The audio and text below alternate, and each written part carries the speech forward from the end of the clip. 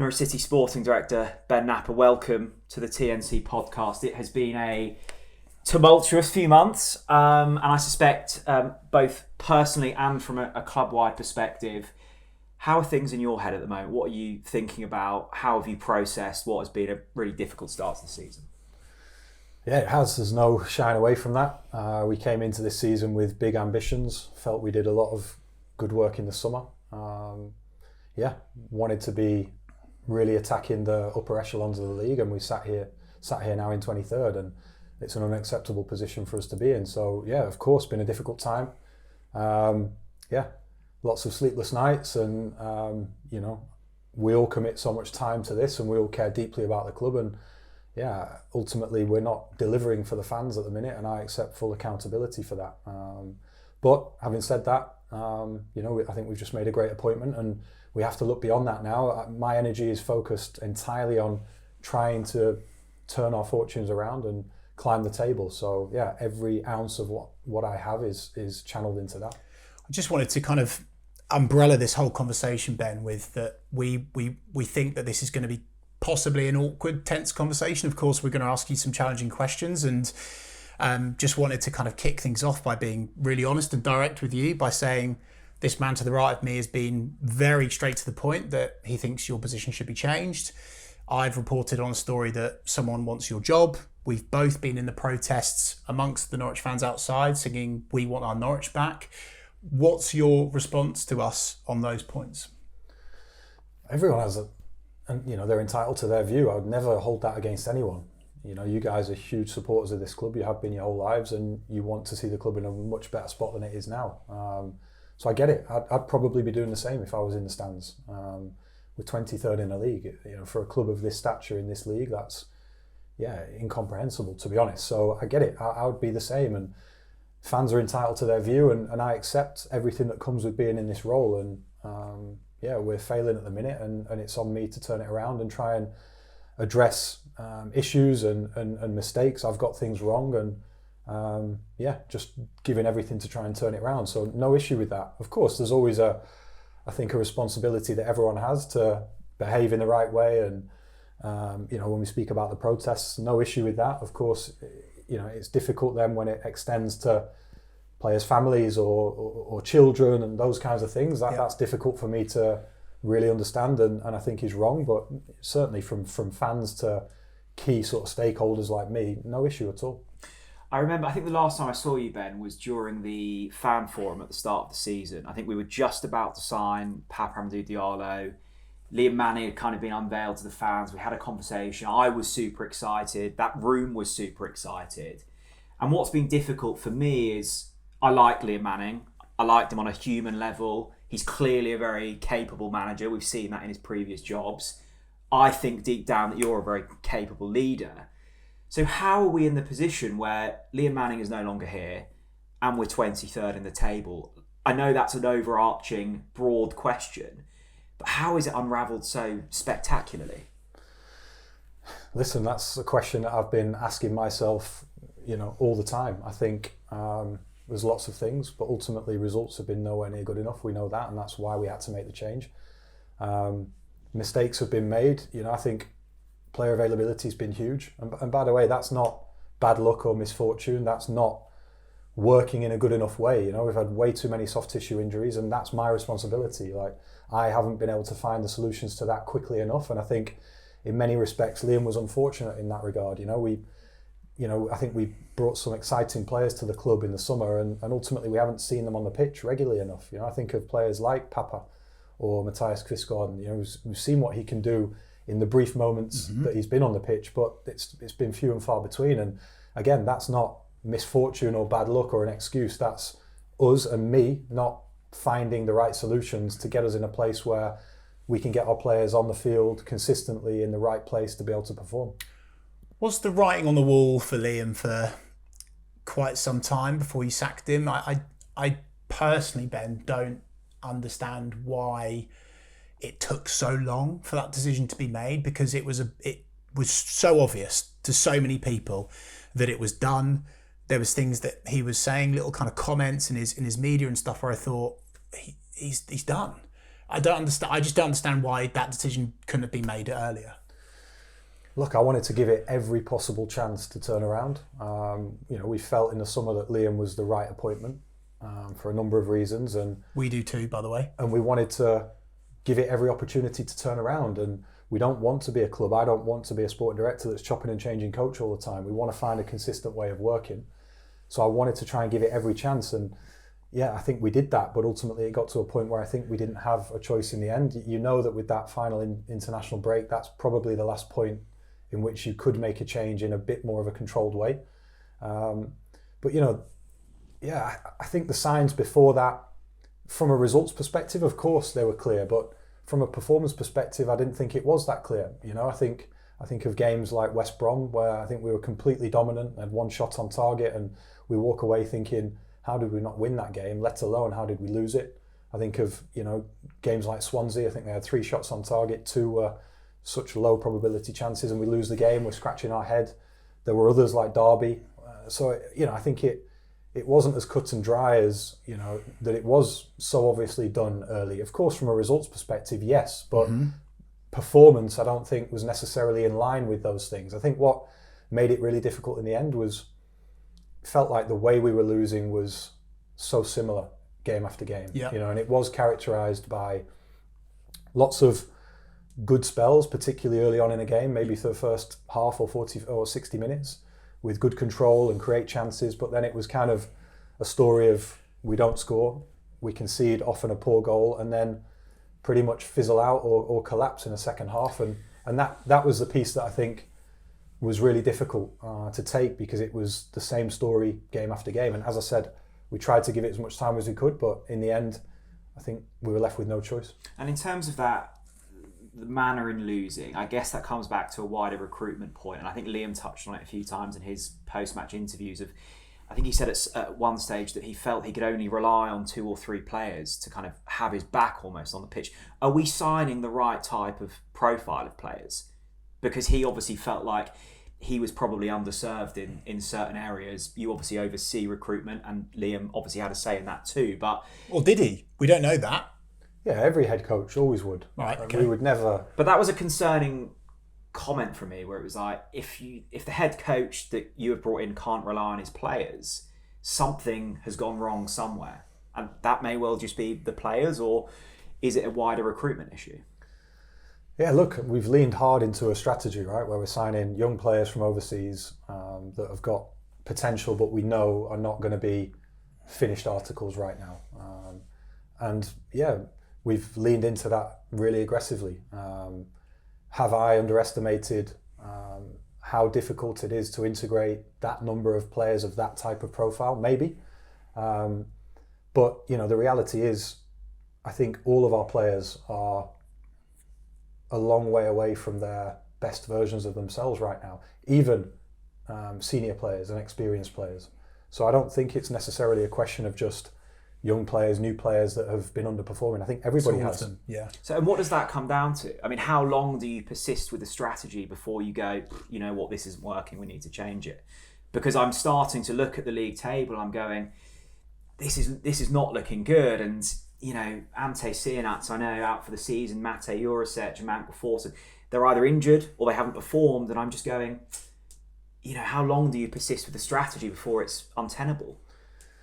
Yeah, look, that's the price on the ticket with young players. And Ante, I think, is a good example. I don't agree he hasn't performed. His first season was, I think, 12 goal involvements. In his debut season as a 20-year-old, or 21, I think he was 21 in December.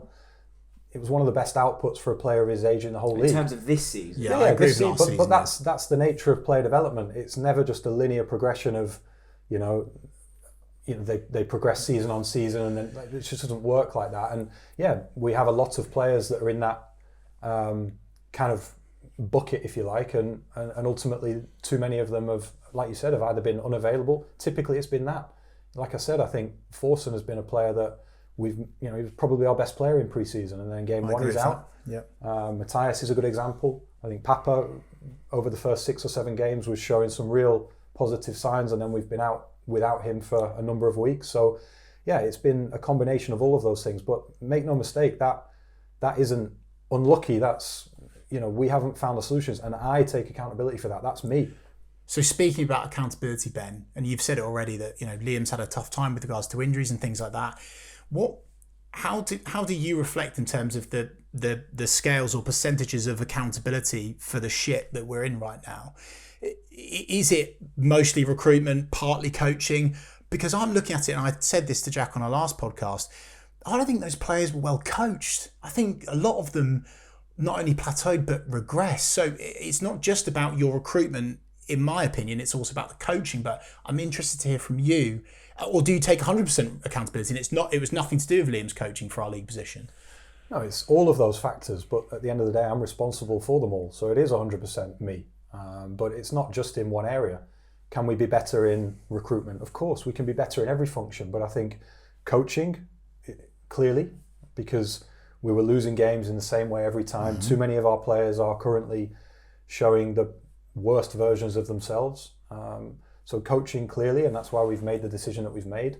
But also physical and performance as well is massive. And as we know, we've had big issues in that space for a sustained period of time, which is on me. I'm responsible for that. And we conducted an internal review at the end of last season. Ultimately, it didn't render the correct answers. I think the issue probably has been worse this year. We've then taken that an extra step and done an external audit with a third-party consultancy to really get under the hood and say, okay, can you give us a perspective? Is there anything that we're missing here? And we're currently in the process of just getting their feedback and working through any actions. Philippe will be a big part of that. That was a big driver in why we wanted to bring him in. He's a coach that is incredibly knowledgeable and skilled in that area of physical performance and player availability, and his teams consistently throughout his career have always been very physically good and aggressive and again, good injury rates as well. That's the biggest focus in the club right now on the sporting side.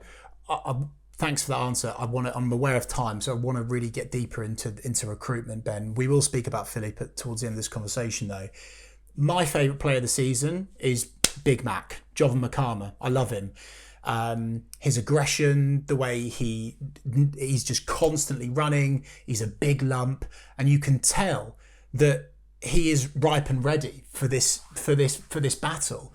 But it seems like a lot of the players that you've signed, they seem soft. They don't have that mentality, that self-psychology. They seem weak.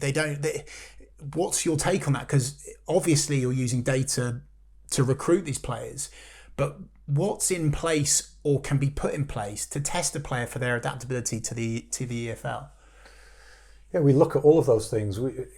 Data is just one piece of the puzzle. We do a lot of work that's completely subjective, meeting players, scouting players live, speaking to former coaches, teammates that they've played with, all of those things. And, listen, we're talking here about a lot of the players that, that might be levelled at them about being weak. They've moved country at young ages. They've adapted and lived in different, adapted to different cultures. That's brave. I agree with that. Learn different languages. Yep. And I think sometimes it's too easy to say that, they're, too soft and weak. I don't think that's necessarily always been the case, but the reality is we've not performed well enough. They've not performed well enough. I've not performed well enough. So we accept those views. And honestly, all it does is give me and them more fuel to be determined to turn it round and show that they do have that fight, they do have that aggression, and they are good enough, because they are. I tell you now, we've got some really talented players in this club, and if we can, when we correct the issues that we have on availability and the physical piece, everyone will see that, and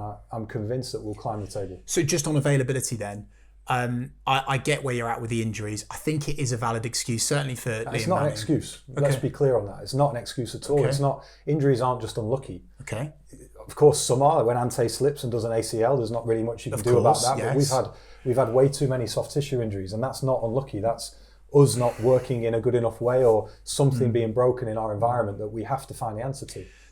Yes. Okay. With you on that. For example, right. Papa Amadou Diallo, the great Diallo robbery, as we dubbed it when we signed him. I think he's going to be a brilliant player.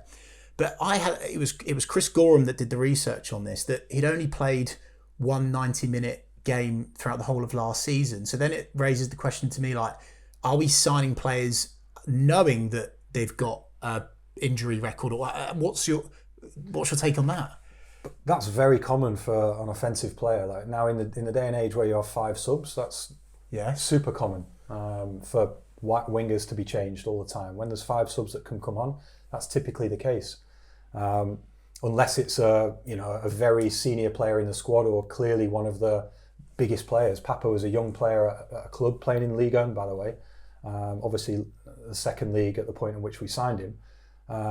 So I think that's normal. We've not signed any players that have got compromised injury issues or injury histories, but at the same time as well, we acknowledge that we've also not signed players that have got a demonstrable history of 7 seasons of 50 games a season. They haven't got that because they're 21 years old.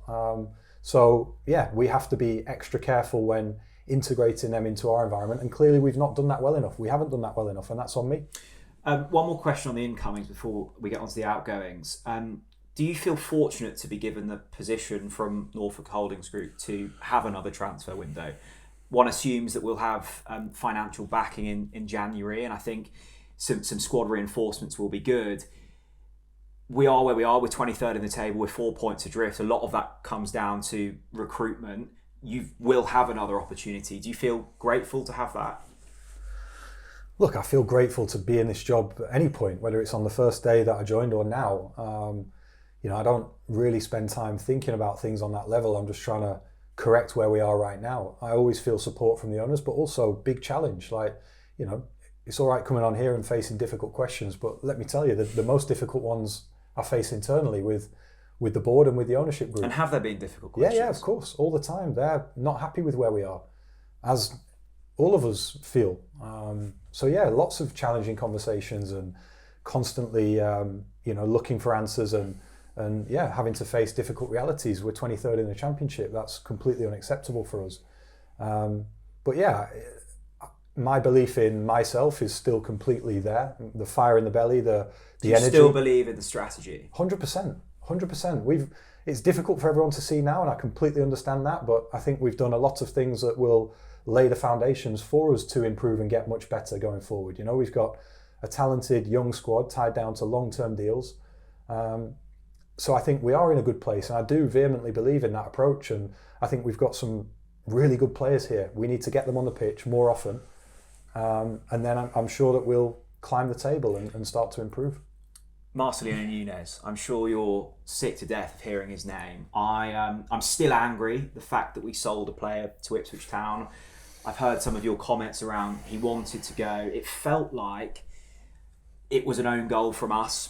It wasn't setting the tone correctly in terms of the start of the season. He played a key part in their third goal, our first defeat in the East Anglian Derby for 16 years. Mark Atanasio was on the BBC and said he felt it was an own goal.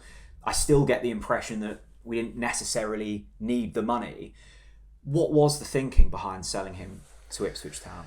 Look, I knew at the time it was a difficult call. It wasn't a decision I took lightly. I knew that it was going to be difficult for a lot of people to understand. The thinking was, a player that we wanted to retain at the club. We'd made multiple advances to re-sign him. He'd made it clear he didn't want to be there. He'd also made it clear he wanted to go and join our biggest rivals. And at the point that a player is saying that to me, I think his position in our group's somewhat untenable. I don't want people in our environment that either don't want to be in our environment or, moreover, want to be in the environment of our biggest rivals. And so the question is, what makes Ipswich more attractive than Norwich City to Marcelino Nunes? Why is he coming to you and going? Listen, I can't answer that. That's a question that you need to ask Marcelino. All I can talk about is how it is from my perspective, and with the context that I just described, and an offer that was multiples of his current market value. And let's not forget, this is a player that has played just over 50% of the minutes for us over 3 years. I think he's made 22 goal contributions over those 3 years. Ante had more than half of that in his first season. So, there's some perspective there as well. And the other piece that was in my mind, Jack, is how would the situation play out if we didn't do that? We've then got a player that doesn't want to be there, that wants to actually be with our biggest rivals. We're probably not going to get the best version of that player for that season, and then maybe he goes and joins them for free anyway. So in my mind, with all that information on the table, I made what I think, and honestly still do think was the right decision, even though I know that that's going to be difficult for people to understand at the time and now. But I don't think we're going to see eye to eye on this, Ben, because I just think, why would you put that on you, and why would you put that on the club? Like, and Mark's on BBC Radio Norfolk, Mark Atanasio, is saying it's not about the money, sort of thing, paraphrasing there. Why didn't we just? I know you're saying it's not the best version of himself, but you're saying he essentially wasn't contributing that much anyway. So could we have not just? I don't get it. He didn't want to be there, and we don't want people. I agree with that, but to Ipswich, sell him to Fleetwood for £5 and a packet of crisps, mate. Yeah, but the player doesn't want to go there. That almost hurts me more, that we're in a position where we have players internally going, I think I've got more of a route at Ipswich Town. Because I look at that, I can't imagine that was ever going through anyone's mind 3-4 years ago. That's saddening that we've got players that see that as a better opportunity than Norwich City. Yeah, but that's also the reason why for us, once that was the case with that particular player, it was difficult for us then to have him in our group. So you don't regret the sale? I don't. I know that it's a difficult one, but again, not an easy decision. And there's lots of those decisions I have to make that are really tough. But again, I can only do what I think is the right thing. And that doesn't mean that, Chris, you're going to agree or you are, Jack. But yeah, from my perspective, with all of that information on the table, that was the decision that I felt was right.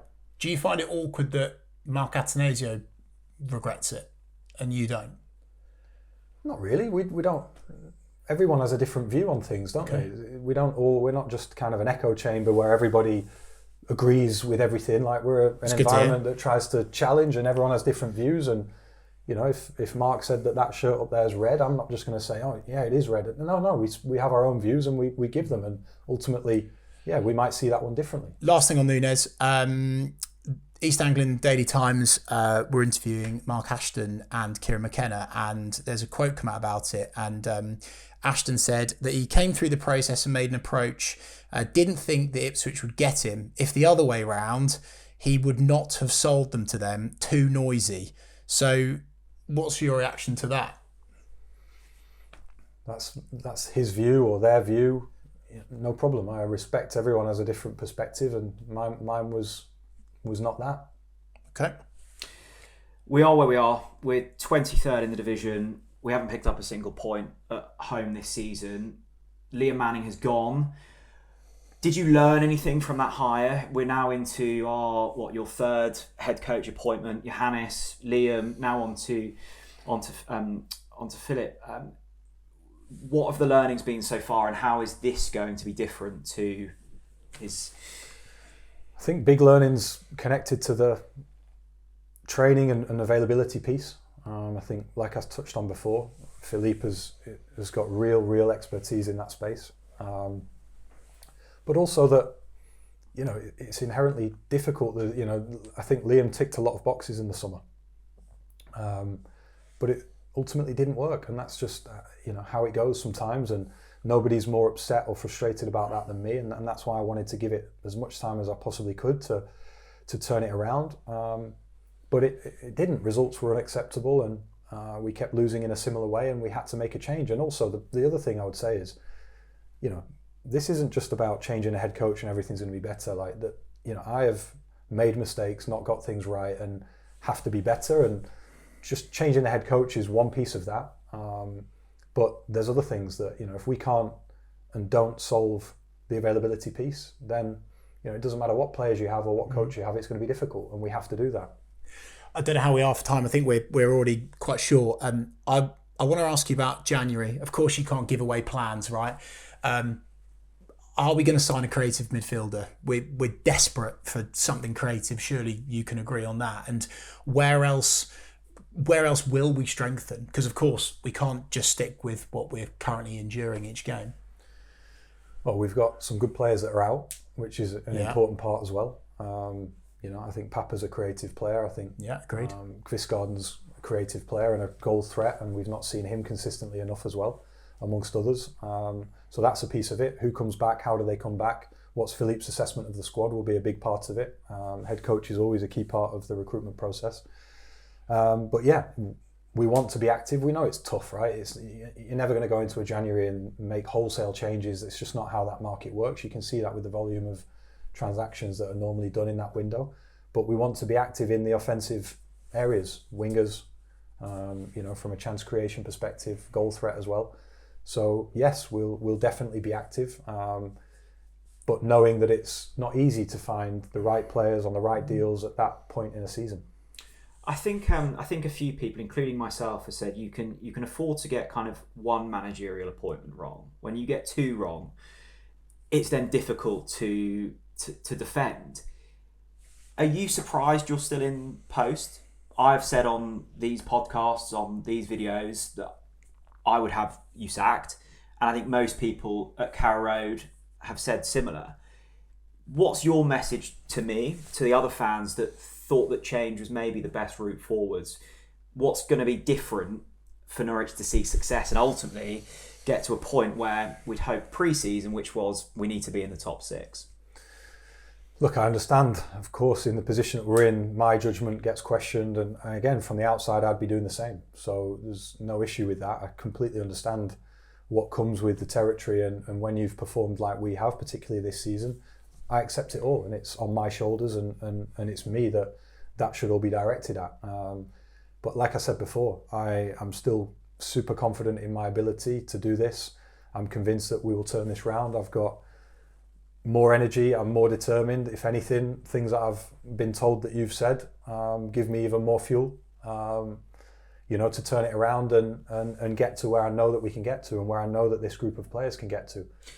But proof is in the pudding, right? People don't want to hear words, and ultimately it's what happens on the pitch from now. And I think the sporting director role feels increasingly more difficult. You are expected to do more things. This is your first time in a sporting director role. When you're sat at Carrow Road and you've got 24,000 people singing "We want Knapper out," is there any point where you look around and just go, why am I doing this? Like, is it all worth it? Because I know this must be exhausting. And like, I go the other way. Do you? Like, I've always had that nature where if somebody tells me that I can't do something or that I'm not good at something, it just gives me fuel to do it even more and then show them. And by the way, not have to say anything about it, but just do it. Just do it. And that's how it makes me feel. Of course, it's not nice for family or people that are close to me or anybody, but that's the price on the ticket. And I knew that when I signed up, and no issue. It's on me to deliver, and until I do, I have to accept everything that comes with it. I guess that comes back to the original point of there's no, the task isn't bigger than you originally thought it was. You're not overwhelmed by the task at hand. No, not at all. I'm super frustrated with where we are. Of course, when I took the job, if I thought about where I would want to be 2 years in, it's not here. Sat 23rd in the championship, clearly. But in terms of being surprised about the role, no, not at all. I've worked at a huge club in very close quarters with the sporting director there. I was preparing to take a role like this for, a good couple of years. So nothing about the role has surprised me, but, dealing with the frustration of being where we are right now is of course difficult. But again, all I can do and all I'm ever going to do is keep working, keep swinging, and keep trying to learn and refine things and improve things to get us where we need to be and where this club and where the fans deserve for the team to be. Ben, the most important people right now, of course, you would agree, I hope you agree, are the Yellow Army, the Norwich fans that are watching, that are listening. What's your message to them, right? Especially those that have said, we want Knapper out, and I'm sure you'll want them to get behind the new manager. Message would be that I understand it. I'd be the same if I was them. I'd be looking in from the outside, questioning things, questioning me. I accept that. I know what comes with this role, and I take the responsibility really seriously. I give basically every waking hour that I have to this job, and right now I've made mistakes and not got everything right, but I'm more determined than ever. I believe in myself, and I just ask for everyone to stick with us. I know that that's difficult in this time, but what I would say as well is they've been unbelievable, the fans. It's easy to talk about protests and people chanting, but I think the team were clapped off at half-time against Leicester, and for the supporters to be doing that in the position that we're in, I think just says so much about them. And I'm letting them down at the minute and need to find a way, and will find a way to turn that around and give them a team that they can be proud of, and a sporting director that they can be proud of. What's the objective now? Because I think pre-season and look, things change, things move. The expectation pre-season was obviously let's try and finish top 6. The spend, the wage budget, all points to that direction. At this stage now, have those expectations changed? I assume you're not looking at the division going top 6 is still the aim. Is it survival? What are the expectations at this point? Yeah, look, we're realistic with where we are, and we're not blind to the severity of the situation. That's the first thing. But we've played less than a third of the season, and there's a lot of games and a lot of football to be played. So, we're realistic with what it means for us in terms of where we are. But also, you know how this league is. There's been teams that have been languishing near the bottom that have, at similar points in the season, have gone on and been promoted, and you know what it's like if you have a good month or even a good week, things can look very different. So yeah, I still believe massively in this group of players. I believe in the direction that we're moving towards. We've made mistakes and got things wrong. We're learning. I'm learning from all of those processes and things that we've not got right, and we will fix it and we will get this thing right and get this team up the division. And we're just focused now at the next game and the next game and the next game. We're trying not to look too far ahead. Philippe's already spoken about that with the group. But we understand the severity of the situation and we're hell-bent on turning it around. The thing that gives me hope is, Philippe obviously doesn't join this club unless he believes there is a vision and a journey to the Premier League. You must be delighted that you were able to attract someone of his calibre. Yeah, 100%. I think that should give people encouragement, because we're talking here about a hugely experienced, prominent head coach on a European level. He's coached multiple seasons in Europa League, Champions League. He's coached some of the best players in the world. He's always managed to make a good impact quickly at clubs that he's been at, and he's also coached clubs that have a similar strategy to this. I think of his Genk team, I think of his time at Bruges. Very similar sort of strategies in terms of young players from overseas markets to develop, and even Monaco the same, albeit on a higher level. But yeah, I think the connection that Philippe and I had and initially was really good, and the more that he learned about us and who we are, I think he could see through the challenge right now. He could hear the ambition and what we're trying to do, and of course difficult moments, and that's clear for everyone to see. But I think the more that he's spent time in the process and heard from not just me but ownership as well, I think he got a sense that this was a really interesting project that whet his appetite. And the fact that he wants in, like you said, I think is a huge boost for everyone, because we're 23rd in the Championship and Philippe Clement's signed up to be the head coach. I think that's it for time, isn't it, Jack? Yeah, Ben, we know that things need to change. We know that results need to change. I wanted to thank you for coming on. I've been vocal, critical of your role this season. Fair play for coming on. I'm glad we had the chat, and let's hope that we are still a Championship club next season. Yeah. We really want you to do well, of course. So keep doing what you're doing now, communicating with the supporters. We hope that we can see more of this in the future. We're grateful. We didn't expect this opportunity. So it means a lot to us that you chose Talk Norwich City. But keep doing everything you can, because we need to get up the league again. Absolutely. Thanks a lot. Thanks, Chris. Thanks, Jack. Cheers. Thank you.